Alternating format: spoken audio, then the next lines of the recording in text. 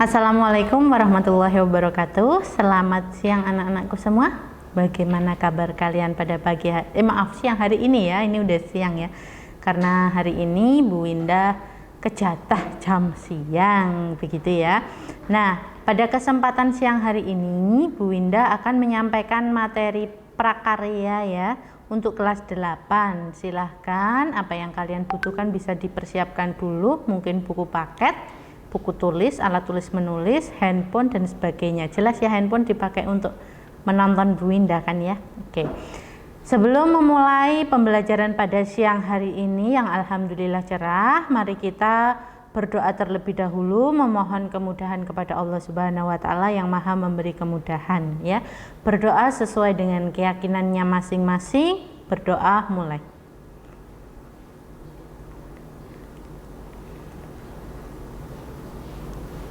Selesai. Semoga Allah mudahkan, semoga Allah berkahi. Oke, pada kesempatan siang hari ini Bu Winda akan menyampaikan materi lanjutan dari pertemuan sebelumnya ya, yaitu tentang pengolahan dan penyajian. Kalau kemarin kita sudah membahas tentang teknik pengolahan ya, ada teknik pengolahan makanan panas basah ya, ada teknik pengolahan makanan panas kering. Nah, sekarang kita akan membahas tentang pengolahannya dan penyajiannya. Bisa kalian lihat di slide atau layar HP kalian masing-masing ya, materi yang akan Bu Winda sampaikan pada hari ini.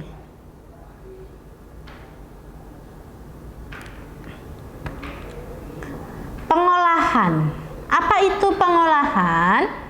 Yaitu suatu perbuatan, cara atau proses mengolah sesuatu hal, ya kan? Berarti yang namanya pengolahan itu adalah sebuah tindakan, ya, kegiatan atau tindakan. Nah, yang akan kita bahas pada siang hari ini adalah pengolahan bahan makanan.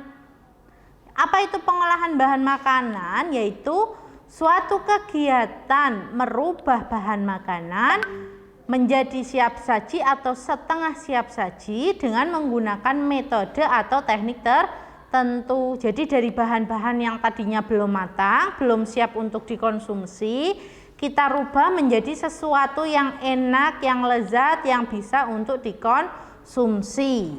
Gitu ya, itu namanya pengolahan bahan pangan. Karena apa? Yang namanya pengolahan itu bermacam-macam. Ada pengolahan bahan bahan pangan, ada pengolahan tekstil dan sebagainya. Selanjutnya, mengolah bahan pangan tergantung pada tujuan, metode, kebutuhan dan kegunaan yang kita inginkan. Jadi yang namanya mengolah itu bermacam-macam ya, nggak hanya satu macam, bermacam-macam. Disesuaikan dengan apa?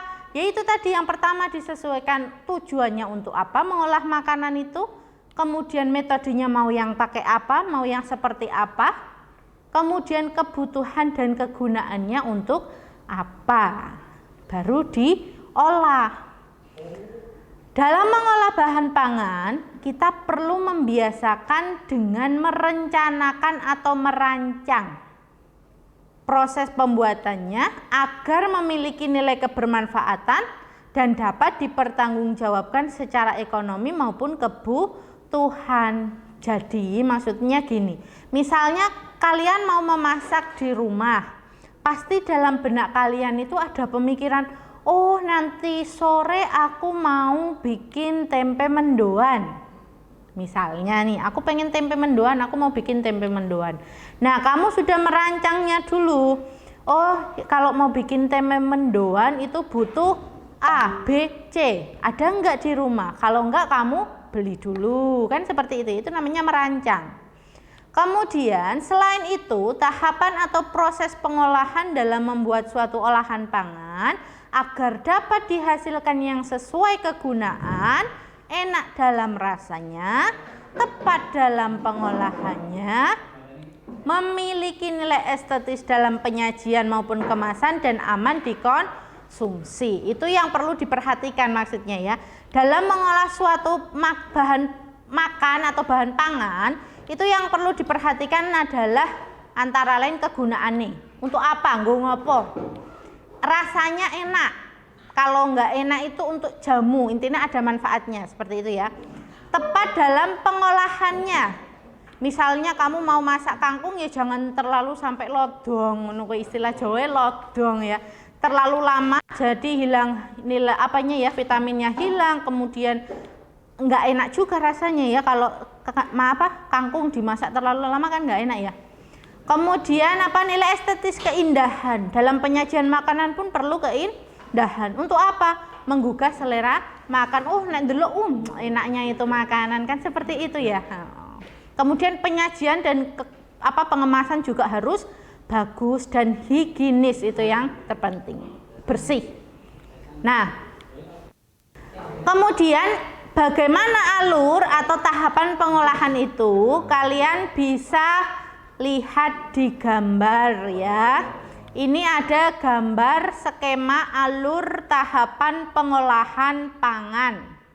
Yang pertama perencanaan. Yang selanjutnya lihat panahnya ya, setelah merencanakan ada pelaksanaan atau pembuatan. Kemudian ada pembuatannya, perencanaannya lagi. Kemudian ada perencanaan. Lah ini gimana kok perencanaan terus? Kita lihat. Perencanaan yang pertama, identifikasi kebutuhan atau menganalisa kebutuhan pengolahan pangan berdasarkan kondisi lingkungan kelas atau kelompok atau keluarga saat ini untuk ide atau gagasan perencanaan produk pengolahan pangan. Kemudian ide gagasan membuat rencana atau merencanakan suatu pembuatan pengolahan pangan sesuai dengan hasil identifikasi kebutuhan. Jadi diidentifikasi butuhnya apa, direncanakan akan membuat apa. Selanjutnya lihat panahnya, pelaksanaan atau pembuatan. Meliputi apa saja? 1. Persiapan, merencanakan pembelian bahan. Jadi kamu mau bikin mendoan, ternyata urung duwe bahan nih, mau beli apa ya? Tempe, tepung terigu, bumbunya, garam, minyak dan sebagainya ya. Itu pelaksanaan atau pembuatan. Kemudian yang kedua proses pembuatan, keselamatan kerja dan hal khusus lainnya. Jadi maksudnya keselamatan kerja di sini intinya nanti kehati-hatian dalam membuat atau mengolah makanan tersebut. Kemudian perencanaan selanjutnya yaitu perencanaan apanya? Wadah penyajian dan estetikanya atau keindahannya. Kalau mau dikonsumsi sendiri sih nggak terlalu diperhatikan, nggak masalah. Yang penting higienis, enak dimakan. Tapi kalau misalnya mau dijual, ya harus diperhatikan nilai estetikanya, keindahannya, biar apa? Orang lain tertarik untuk membeli, begitu kan ya. Misalnya kamu jual mendoan nih, dari bentuknya aja udah kelihatan kok gosong-gosong ngono. Orang pasti nggak mau ya, mau membeli itu males lah, nggak mau lah kok ketone gosong, nggak enak kan, seperti itu ya. Kemudian dari wadah kemasan, estetika dan kesehatannya. Kesehatan di sini maksudnya ya kehigienisan makanannya lah. Misalnya kamu mau menjual tempe mendoan, dilihat kok di dalam tempe mendoannya nempel bekas gorengan itu kan, orang pasti akan berpikir 2 kali untuk membeli. Iki kayaknya nganggo minyak bekas deh lenggoran. Selanjutnya apa? Perencanaan yang ketiga. Isinya apa saja perencanaan yang ketiga? Merasakan hasil produk pengolahan pangan. Jadi maksudnya setelah tadi udah diproses ya, digoreng, diicipi enak enggak sih?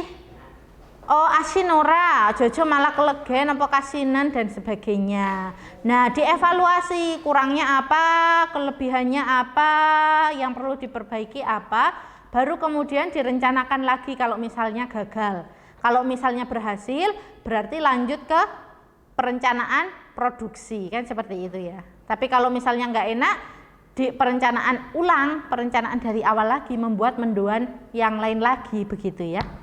Intinya seperti itu adalah alur atau tahapan proses pengolahan pangan.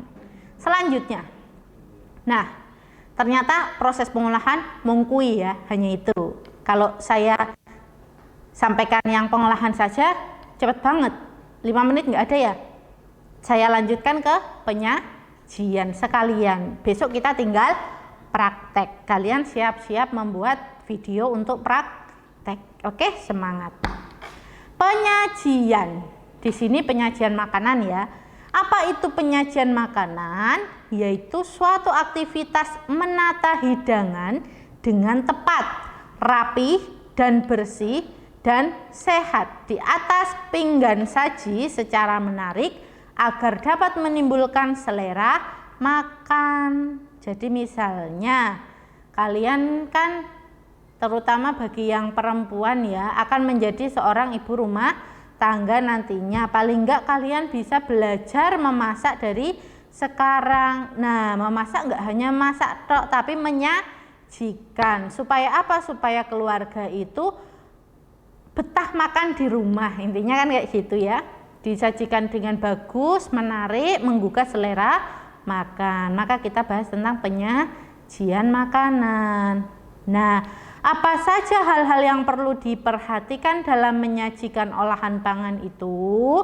Yang pertama, kombinasi warnanya. Biasanya warna masakan yang kita hidangkan itu akan lebih menarik jika terdiri dari lebih dari satu warna. Nah, cuma satu warna biasanya itu monoton. Kesannya kok ya monoton ya, ketone nggak pengen makan gitu loh ya. Kemudian yang perlu dilihat selanjutnya apalagi bentuk, tekstur dan kekentalan dari makanan. Yang ketiga rasa dan suhu. Yang keempat alat saji makanannya. Yang kelima hiasan atau garnish, penyegar dan pemanisnya ya.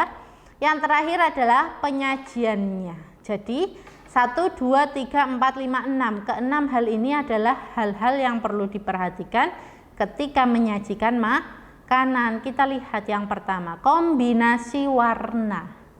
Nah, apa itu sebenarnya kombinasi warna? Itu kombinasi pemilihan warna pada makanan supaya makanan itu lebih menarik. Bisa kalian lihat ini ya, contoh gambarnya ini adalah kue lapis. Kita lihat warnanya manis banget. Kita membayangkan aja, kayak enak banget gitu ya. Nah, itu adalah salah satu manfaat dari pengkombinasian warna pada makanan, menggugah selera. Orang yang melihat langsung ketone kayak enak. Punya nilai jual yang tinggi. Seperti itu ya. Coba kita lihat bayangkan kalau lapis ini warnanya pucat, kemudian hanya terdiri dari satu warna atau dua warna yang enggak menggugah selera. Begitu ya. Nah, dalam tata saji, warna merupakan faktor penting yang harus diperhatikan. Padu padan warna yang indah merupakan salah satu faktor yang menjadi nilai jual suatu hidangan.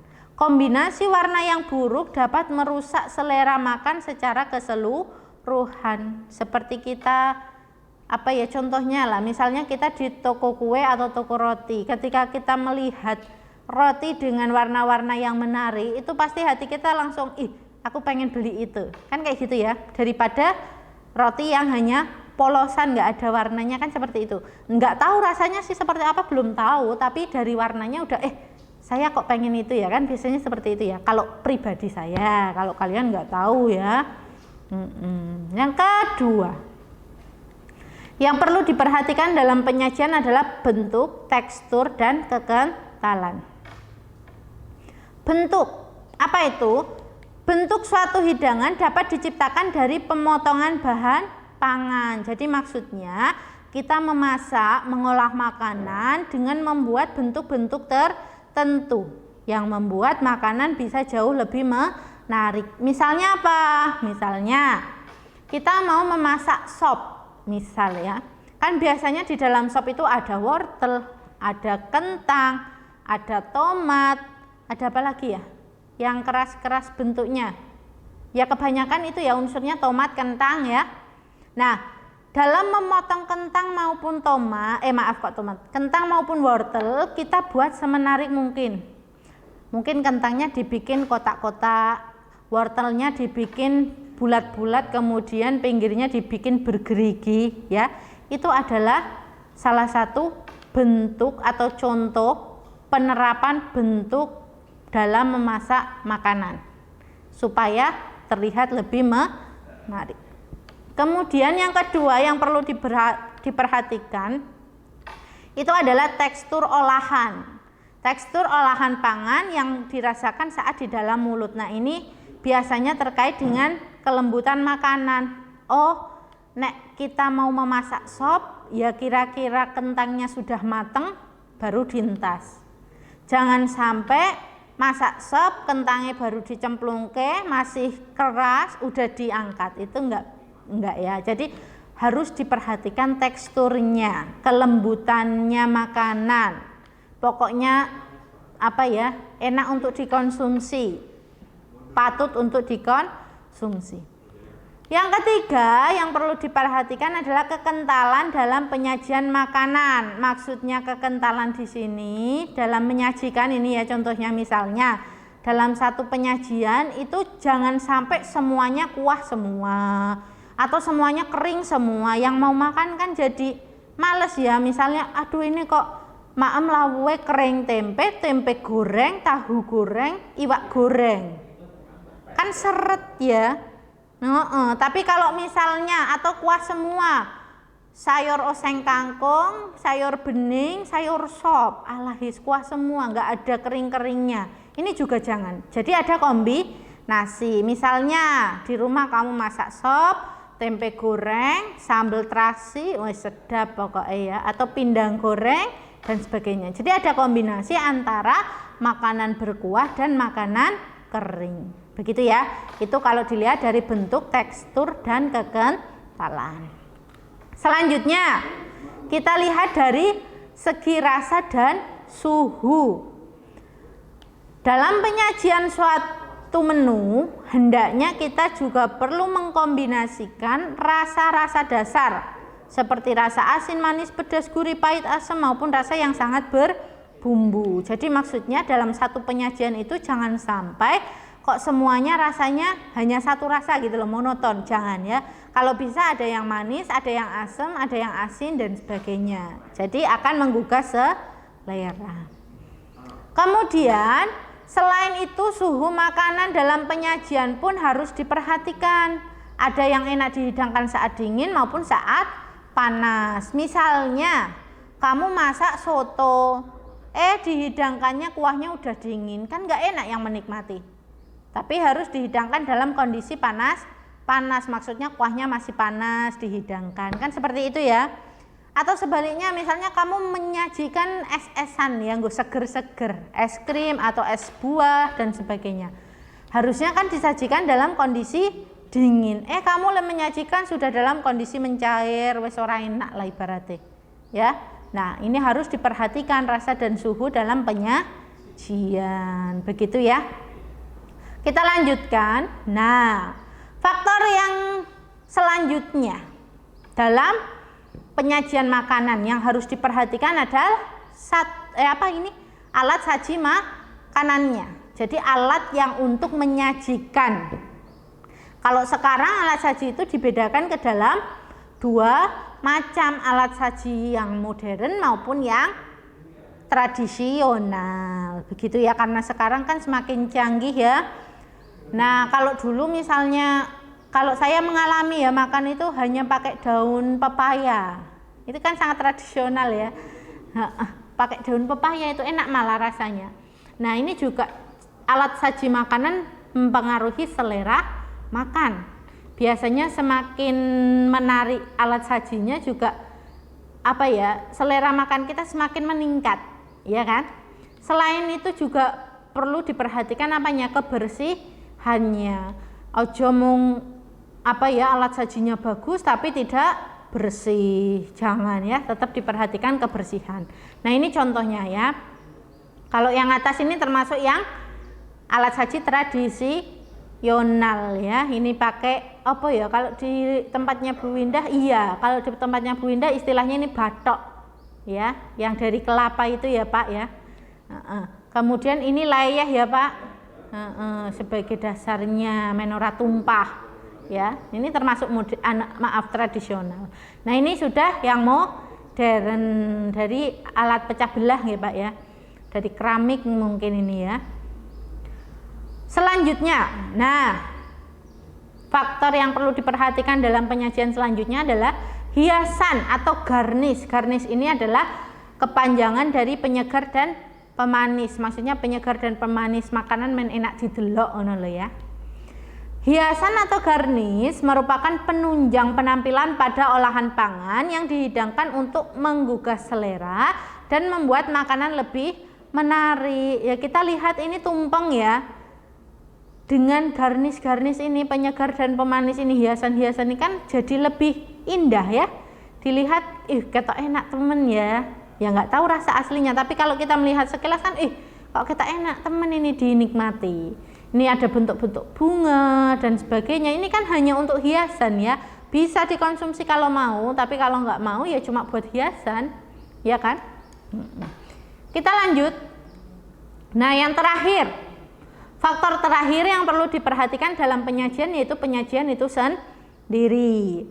Dalam menyajikan hidangan, pada piring hendaknya memperhatikan semua hal yang perlu ditampilkan seperti kombinasi warnanya, bentuknya, tekstur dan kekentalannya, rasa dan suhu, serta penggunaan alat saji. Jadi itu yang perlu diperhatikan dalam penyajian. Kombinasi warnanya bagus apa belum, kira-kira enak dilihat apa enggak. Kemudian warnane wes apik-apik paurung ya. Bentuknya kira-kira sudah bagus apa belum, kira-kira sudah menggugah selera apa belum dengan bentuk yang akan disajikan. Tekstur dan kekentalannya kira-kira udah pas apa belum, rasa dan suhunya udah diperhatikan atau belum, alat-alat yang dipakai untuk menggunakan pas apa urung, kemudian disajikan dan dinikmati. Jadi itu adalah beberapa hal yang perlu diperhatikan dalam pengolahan dan penyajian makanan. Supaya apa? Supaya makanan kita bisa dinikmati dengan baik, syukur-syukur ludes kan seperti ini biasanya ibu-ibu ya kalau di rumah ya. Kalau masak pengennya ya alhamdulillah makanannya habis, kan senang. Tapi kalau makanannya wutuh itu sedih biasanya ya ibu-ibu ya. Nah, ternyata sudah selesai ya untuk proses pengolahan dan penyajian makanan. Untuk pertemuan depan insya Allah Bu Winda akan memberikan contoh salah satu proses pengolahan makanan dengan salah satu teknik yang sudah kita pelajari di pertemuan sebelumnya. Nah, nanti tugas kalian di rumah adalah membuat videonya. Tapi besok setelah Bu Winda sampaikan materi contohnya, begitu ya. Ibu Winda rasa sudah selesai materi kita pada siang hari ini. Jika banyak salah kata Bu Winda mohon maaf ya, tidak ada niatan menyinggung atau apapun itu. Jangan lupa like, subscribe, dan komen di channel TV SMP Negeri 1 Ponorogo. Tetap semangat belajar, jangan lupa jaga kesehatan. Wassalamualaikum warahmatullahi wabarakatuh.